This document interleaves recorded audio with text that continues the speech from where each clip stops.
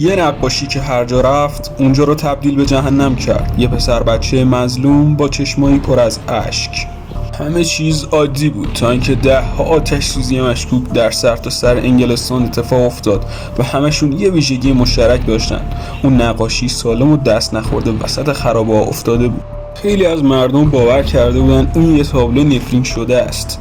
حتی تشنشانی لندن هم اون موقع گفت هر جا این تابلو بود برای امداد حاضر می شدیم. مردم می گفتن چشماش نفرین یتیم خونه رو به خودش داشت. در نتیجه هزاران نفر شروع با آتش زدن تابلوها کردن و ناگهان آمار آتش سوزی ها کم میشه. در نتیجه هزاران نسخه می سوزن به غیر از یک نسخه که یک کشیش از خدا بیخبر همین چند سال پیش این تابلو رو از انباری خونش برمی‌داره و به کلیسا میبره و کلیسا آتیش میگیره.